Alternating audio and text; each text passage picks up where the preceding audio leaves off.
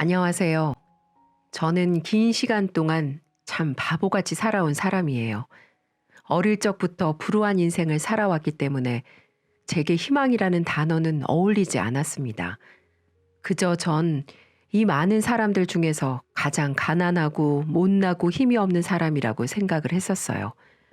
하지만 이 어리석고 편협한 사고에서 절 일깨워준 사람을 만나고 제 인생이 180도 바뀌었습니다.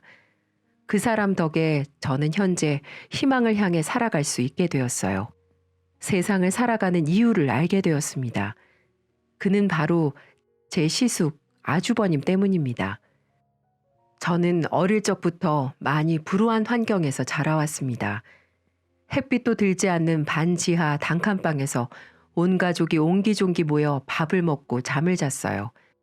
밥이라고 해도 별거 없었습니다. 부모님이 밖에 나가 일을 하셔서 밥을 차려줄 사람이 없었던 저는 생쌀을 씹어 먹기도 했습니다. 집에 반찬도 없었고 저는 밥을 해 먹을 수 있을 만큼의 나이가 아니었거든요. 다른 사람들은 외동이면 부모님의 사랑을 듬뿍 받고 부족함 없이 풍족하게 자란다고 하지만 저는 외동임에도 정반대였습니다. 너무나도 열악한 환경에서 살아야만 했어요. 저희 부모님은 어린 제가 밥을 먹든 굶든 전혀 상관없는 사람들이었습니다. 밖에서 일을 한다고들 하지만 사이가 안 좋았던 부모님들은 각자 돈을 쓰기 바빴고 어린 저를 챙겨주지도 않고 외면하셨죠.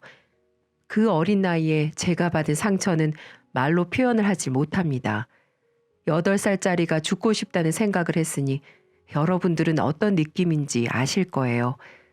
그 이후로도 며칠이 아닌 몇 년을 그렇게 살았으니 저는 거지와 다를 바 없었습니다.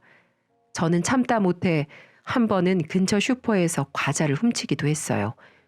욕심을 부려 과자를 3개를 훔쳤다가 슈퍼 아저씨에게 걸려서 호되게 혼이 난 적도 있습니다. 그 소식을 들은 어머니와 아버지는 왜 훔쳤는지 이유도 묻지 않으시고는 훈계를 한다는 이유로 저를 때리기도 하셨고요. 그날 얼마나 맞았는지 모르겠네요.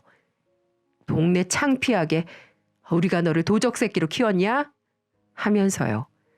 제 말은 들어보지도 않고 자신들 이미지만 생각하는 부모님에게 저는 더 이상 제 부모라고 생각을 하지 않고 살겠다고 다짐을 했습니다. 당연히 저는 부모님께 사랑한다는 말 한마디 들은 적 없고 저를 한 번도 안아주신 적이 없으셨어요. 항상 경멸의 눈빛으로 저를 쳐다보며 밖에 나가지 마라. 네가 그 꼴로 다니면 또 내가 애 학대하는 줄 알고 아줌마들이 얼마나 뭐라고 하는 줄 알아? 그냥 집에 처박혀 있으란 말이야. 라고 하시기도 했고 어쩌다 집에 어머니가 계시면 어머니는 아버지의 흉을 심하게 보고는 하셨습니다. 네 예비가 얼마나 못난 사람인 줄 알아? 동네 아줌마들이랑 돌아가면서 바람을 핀단다. 참내 그딴 인간이랑 결혼해서 애까지 낳은 내가 불쌍하지. 어쩌다 아버지가 계시는 날이면 어머니의 흉을 보았고요. 네 애미가 얼마나 억척스러운지 아냐? 또 애 교육은 어떻게 시키는 건지. 애 새끼는 날이 갈수록 반항만 하고 차라리 이혼을 해서 나가 살아야지. 어린 자식에게 사랑한다는 말 한마디보다도 자신들의 인생을 한탄하며 저를 낳은 것을 후회한다 말했어요. 그들은 그런 부모였습니다. 시간이 흘러 저는 세상을 원망하며 사는 날이 많아졌습니다. 제게 희망이 없다고 생각을 했었고 그냥 이렇게 살다 죽겠지라는 생각을 할 뿐이었죠. 그렇게 아무 목표도 희망도 없이 인생을 살아가다가 처음으로 절 안아주고 저만 바라봐주는 사람을 만나게 되었습니다.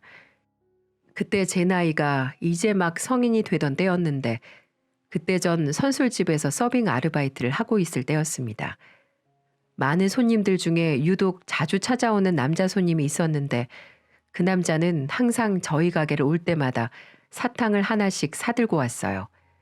그 이유는 고생하는 저를 위해 힘들 때 당 보충하라고 사다 주는 거였습니다. 안녕하세요. 오늘도 또 오셨네요. 주문은 뭘로 해드릴까요? 네, 오뎅탕으로 주시고 그리고 이거. 역시나 그날도 그 남자는 사탕을 주었습니다. 하지만 그날은 사탕뿐 아니라 예쁘게 접어져 있는 편지 봉투도 하나 제게 주더군요. 그러면서 지금 읽어보지 말고 꼭 퇴근하고 집에 가서 읽어보라고 신신당부를 제게 했어요. 그렇게 저는 집에 가서 그 편지를 읽어보게 되었고 대충 내용들은 오랫동안 지켜봤는데 저와 만나보고 싶다는 내용이었죠.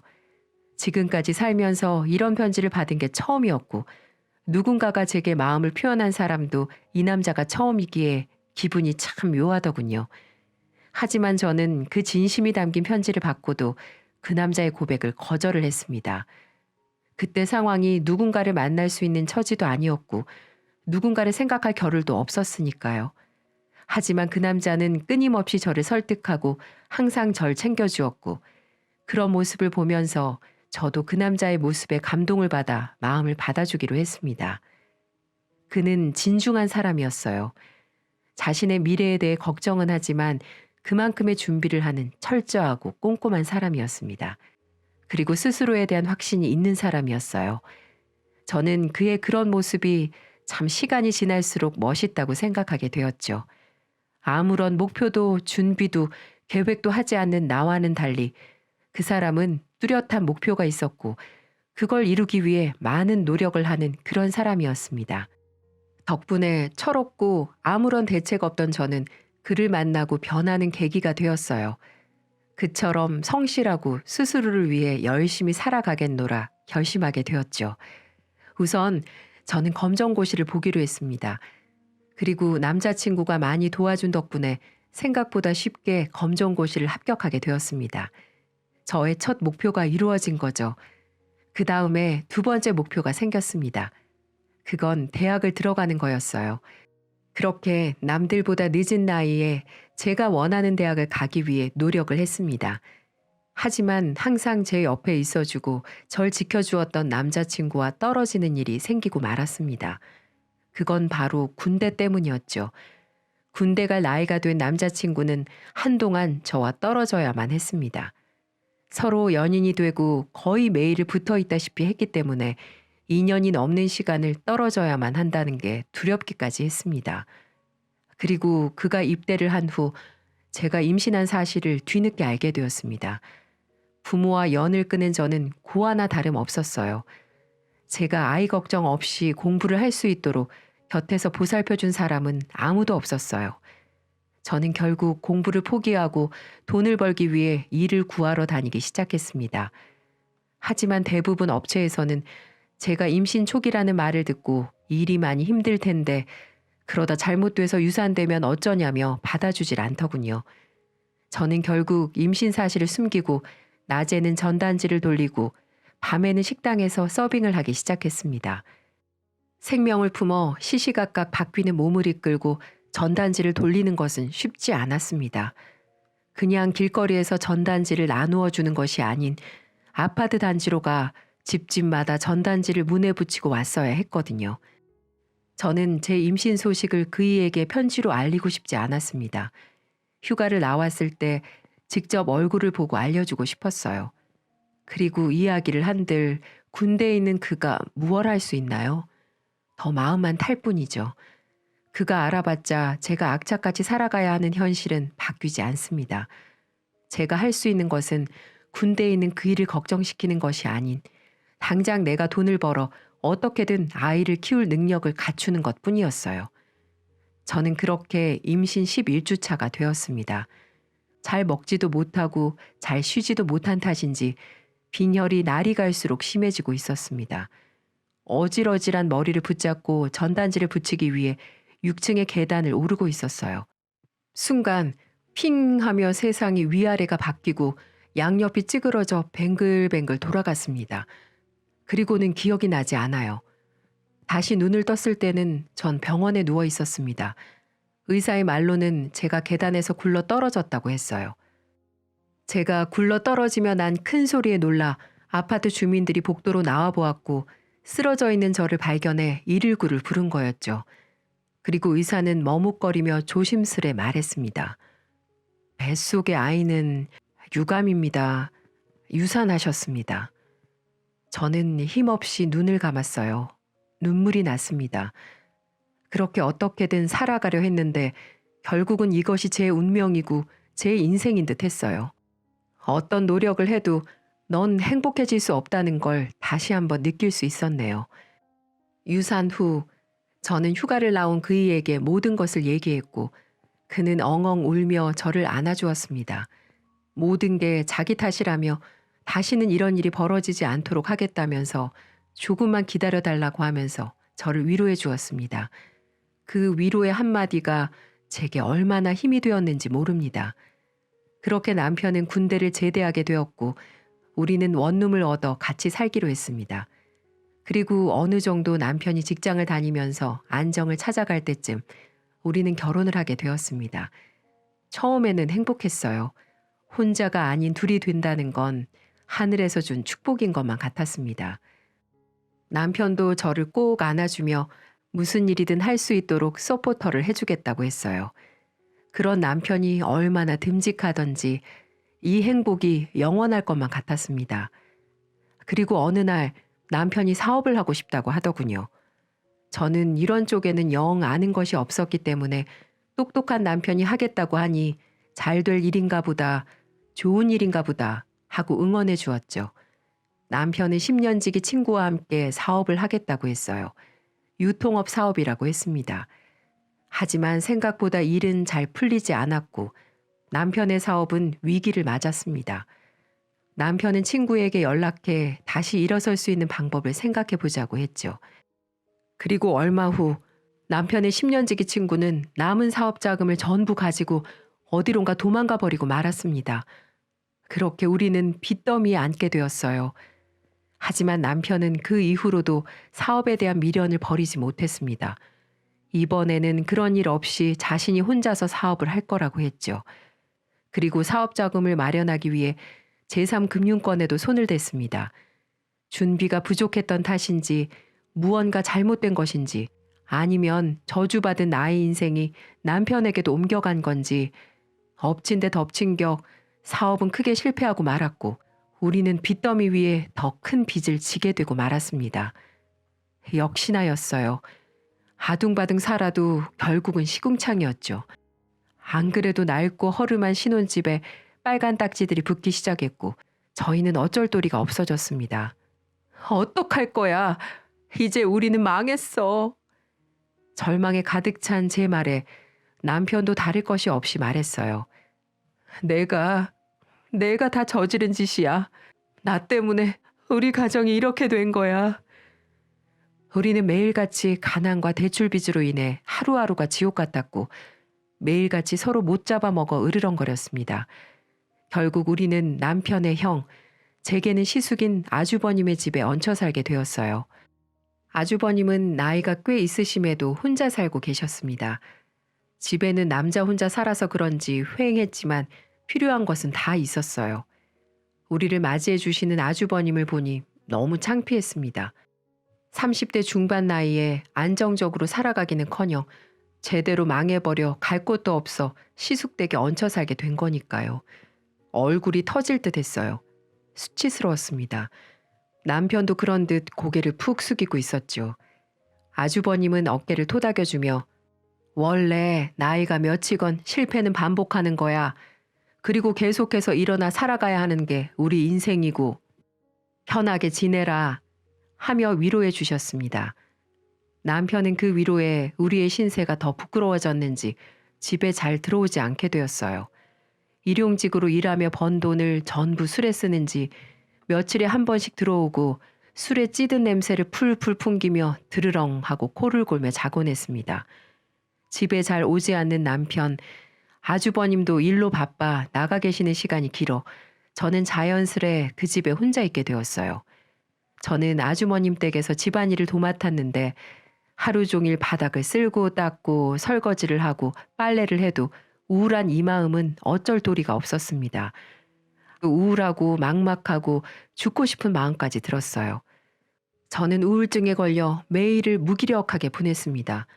행복할 일 없이 매일을 우울함 속에서 허우적거렸죠.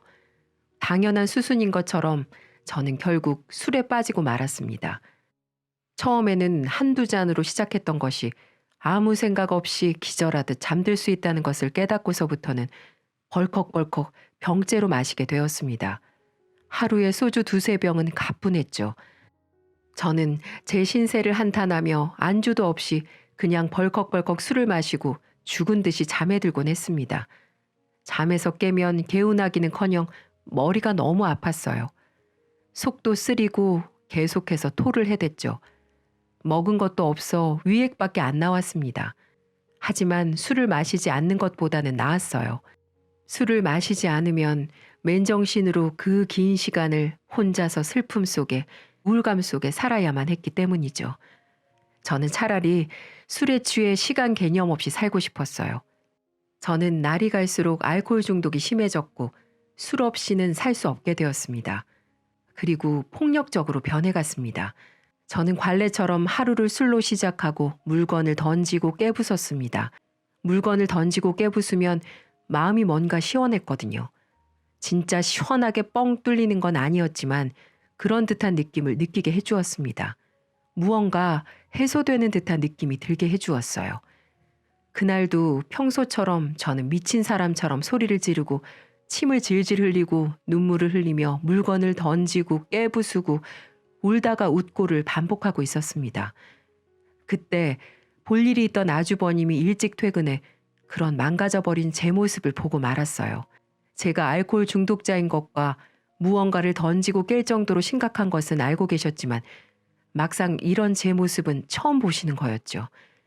온 얼굴이 슬픔과 절망에 젖어 고통에 몸부림치며 미친 사람처럼 물건을 던지고 깨는 저를 보고는 아주버님은 깨진 유리가 가득한 바닥을 아랑곳하지 않고 뛰어와 저를 와락 끌어안았습니다. 그만해요. 그만. 저는 저항했어요. 이건 놔. 당신이 뭔데. 비켜. 다 던져야 돼. 다 깨부시고 없애버려야 한다고. 미친 듯이 소리치는 저를 더 세게 끌어안으며 아주버님은 울먹이며 소리쳤어요. 제발 이러지 마요. 다친다고. 이러다 크게 다치면 어쩔 거예요. 몸은 다 상해서 어떡하려고. 이러다가 병이라도 나면 어쩌려고. 어? 제발 정신 차려요. 동생도 망가져 가는데 재수 씨까지 이러면 어떡합니까? 이렇게 술 마시고 발버둥 치면 인생이 돌아와요? 행복해져요? 슬픔이 잊어져요? 왜 그렇게 스스로를 죽이려고 해요? 왜 그렇게 스스로 구렁텅이로 몰아넣고 그곳에서 나오려 하지 않는 거예요? 차라리 살기 위해 발버둥을 쳐요. 죽기 위해 발버둥 치지 말고 살기 위해서 죽을 힘을 다해서 발버둥 쳐보라고요. 저를 세게 끌어안은 아주버님은 눈물을 흘리시는지 제 어깨쪽지가 젖어갔습니다. 누군가 깜깜한 상자 안에 갇혀있던 저를 구해주기 위해 무겁게 덮여있던 뚜껑을 밀어내고 제 손을 잡아 끌어올려준 듯 했어요. 저는 아주버님의 품에 안겨 오열을 했습니다. 힘들다고, 슬프다고, 더 이상 이렇게 살고 싶지 않다고요. 아주버님은 다 안다는 듯 고개를 끄덕이며 더 세게 끌어안아 주셨습니다. 너무 따뜻했어요. 마치 큰 산과 같았습니다. 이 세상 천지에 우울증에 걸리고 술독에 빠져 난동 부리는 재수 씨에게 이렇게 따뜻하게 안아주는 사람이 어디 있을까요? 잠시나마 아주버님 품 안에서 얼마나 울었는지 모릅니다. 재수 씨, 우리 살아봐요. 아직 젊잖아요. 지금부터 시작하면 돼요. 됩니다. 재수 씨가 이렇게 마음 약해질수록 세상의 빛은 점점 더 어두워질 수밖에 없어요. 그러니 저와 함께 같이 우리 치료받아요.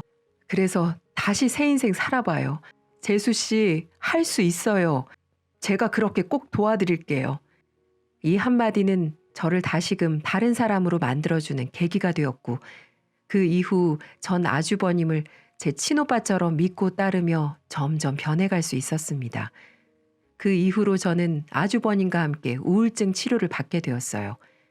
무엇보다 중요한 것은 제 의지일 겁니다. 저는 술도 끊게 되었어요.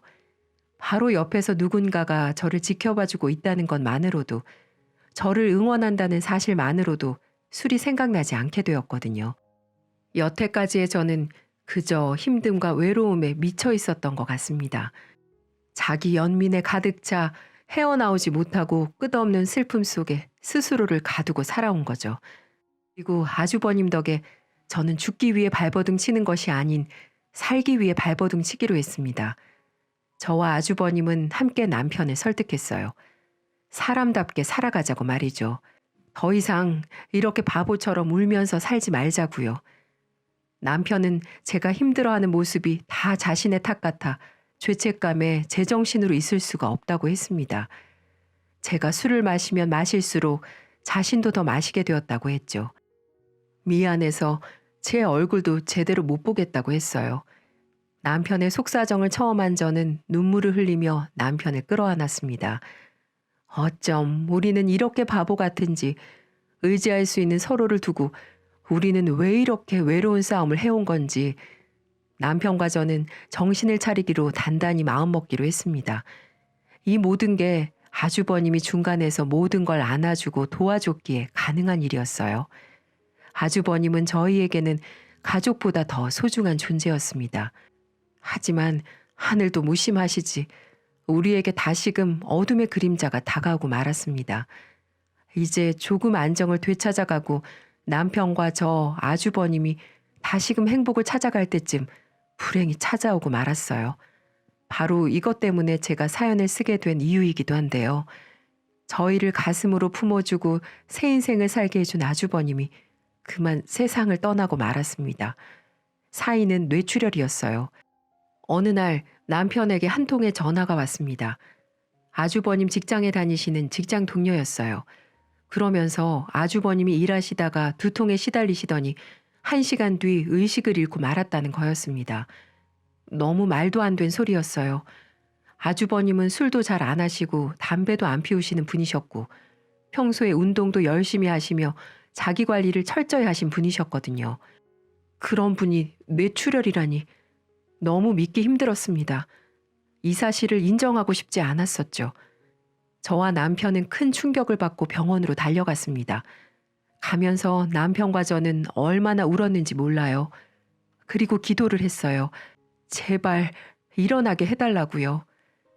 병원으로 달려가니 아주버님은 수술실에 들어가 있었고 한참 뒤에 수술실에서 나올 수 있었습니다. 하지만 아주버님은 그 뒤로 영영 깨어나지 못했습니다. 너무 허망하고 아주버님이 불쌍했습니다. 누구보다 열심히 살았던 분이고 항상 남들에게 선행을 베풀며 살아가던 천사 같은 분이셨는데 그런 분을 이렇게 젊은 나이에 데리고 가니 말로 표현하지 못할 만큼 가슴이 아파왔습니다. 그리고 저만큼 남편도 얼마나 가슴을 팍팍 치며 오열했는지 몰라요. 일찍 부모님 돌아가시고 두 형제가 의지하며 살아왔는데 이 세상에 한 명뿐인 가족이 떠나갔으니 그 심정은 말로 표현할 수 없을 만큼 힘들었을 테죠. 여보, 오늘은 마음껏 울어. 오늘까지만 우리 울고 아주버님 가시는 길 편하게 보내드리자. 나도 너무 마음이 아프고 아주버님이 너무 보고 싶어. 지금이라도 당장 재수 씨, 우리 저녁 뭐 해 먹을까요? 라고 말을 할 것만 같은데 지금이라도 재수 씨, 내일 병원 가는 날이죠? 같이 가요. 이렇게 내 귀에서 들리는 것 같은데 나 어떻게 해야 해, 여보? 내 심장이 터질 듯이 아파와. 그렇게 우리는 그 자리에서 주저앉고 얼마나 울었는지 모릅니다. 지금 생각해도 너무 눈물이 납니다. 그리고 병원에서 또 놀라운 사실을 알려주었습니다. 그건 바로 아주버님께서 살아생전에 장기 기증을 신청해 놓은 상태라고 했습니다. 평소에 아주버님은 가끔 TV를 보면서 병원에서 이식을 못해 힘들게 고통스러워하는 사람들을 보며 안타깝다며 눈시울을 붉히기도 하셨습니다. 그래서 그랬던 걸까요? 아주버님은 한국장기기증원에 등록을 해놓은 상태였어요. 그래서 남편과 저희는 아주버님의 따뜻한 유지를 받들어 장기기증을 하기로 결정했습니다. 아주버님은 간, 신장, 폐, 췌장, 안구 등 6명에게 새 생명을 주시고 저 멀리 하늘나라로 가셨습니다.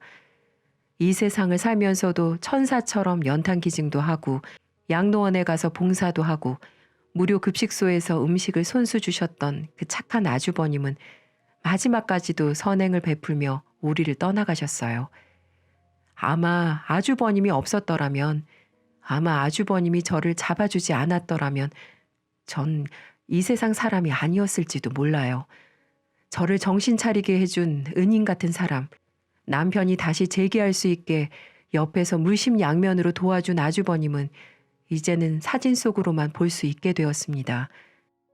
사진을 어루만지며 저는 살아생전 아주버님이 저를 꼭 안아주신 것처럼 저도 제 품속에 안아드렸어요. 아주버님, 감사합니다. 실망시키지 않고 열심히 살아가겠습니다. 라고 말이죠. 그렇게 저희는 장례식을 치른 다음 납골당에 모셨습니다. 지금 이곳에 모신 지 3년이 다 되어 가네요. 그때도 이렇게 추운 겨울이었어요. 아버님이 계신 납골당에 남편과 다녀와 우리 정말 열심히 살고 있다고, 항상 힘들 때마다 아주버님 생각하며 잘 이겨내고 있다고 말하며 인사를 드리고 왔습니다. 그 이후 우리의 삶도 많이 변했습니다. 남편은 환경미화원에 합격했어요. 남편은 합격했다며 기뻐하며 저를 끌어안는 남편을 보니 10여 년 전 반짝반짝 빛나던 남편의 모습이 다시 보이더군요. 그리고 저는 태어나 처음으로 인생의 분명한 목표를 가지게 되었습니다. 자격증을 따서 요양시설이나 사회복지시설에서 일하기로 마음먹었습니다. 이런 결정을 내린 이유는 하늘에 계신 아주버님의 영향이 가장 컸네요. 항상 남들에게 조금이라도 베풀 줄 아는 그런 따뜻한 마음을 저도 한번 실천해보고 싶거든요. 예전에 저처럼 힘든 삶을 살아가는 사람들을 위해 일하고 싶기도 하고요. 스스로의 인생을 희망이 없는 인생이라 여기고 자신은 불행하며 저주받은 사람이라고 생각하는 사람들에게 용기를 주고 싶습니다. 아주버님께서 저를 구해주셨듯이 저 또한 고통 속에 사는 누군가를 구해주고 싶어요. 그들의 손을 잡고 이끌어 희망이 있는 세상을 보여주고 싶습니다. 처음부터 끝까지 행복한 삶은 어디 있겠냐마는 그래도 세상에 많은 사람들이 행복하게 살았으면 합니다. 설령 힘들더라도 세상에는 아직 희망이 있다는 거, 자신의 인생 또한 희망이 있다는 것을 잊지 말고 살아가셨으면 합니다. 다들 건강하시고 행복하셨으면 좋겠습니다. 감사합니다.